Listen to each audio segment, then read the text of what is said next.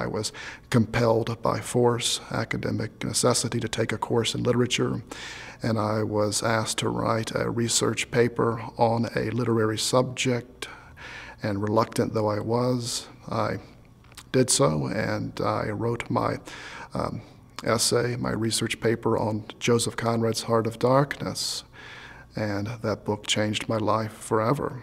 Yes, I saw what an author could do with the English language. I was bowled over and changed forever, and decided that I no longer wanted to be, well, at the time I was interested in bodybuilding, and that was really my life, and that was connected to chiropractic, and I decided, well, I guess I won't be Conan the Barbarian after all. I will become Conan the Grammarian.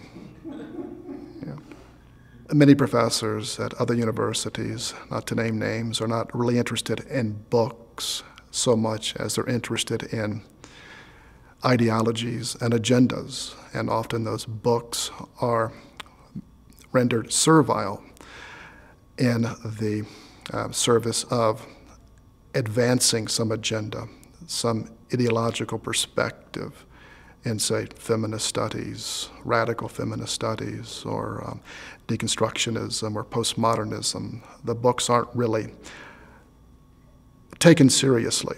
They're merely used parasitically.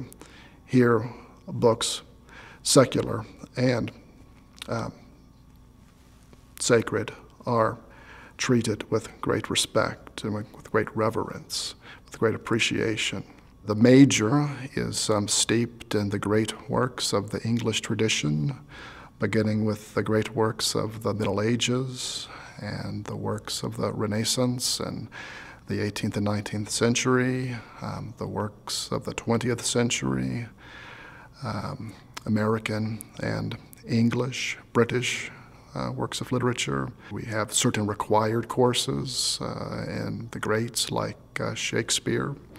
We have a required course in lyric poetry, which is rather unusual. Lyric poetry isn't a course that's frequently offered anymore because it's a very difficult and challenging course, but really it is a course that's essential to a student's understanding how the artistic language works and functions. It's a study of metaphor and certain poetical devices,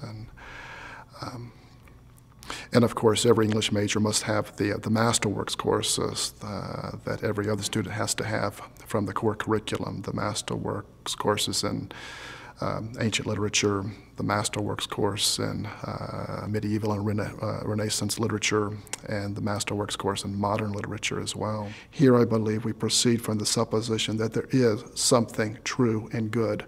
You might describe the literature program here as logocentric. In other words, it's centered around words on the page, metaphors, but round ultimately the Word of God.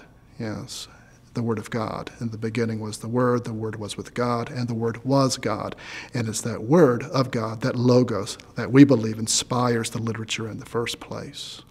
And the words on the page, the metaphors of the poet, become portals into that logos, into that font of wisdom.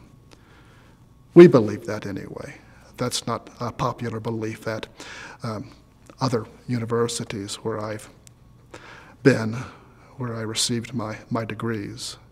You might describe those institutions as being, well, logos loathing. And you can interpret what I mean from that. They find that to be a very troubling thought, the idea of logocentrism. For them, logocentrism is a problem. Here, it's a joy and the ultimate end around which we organize our program.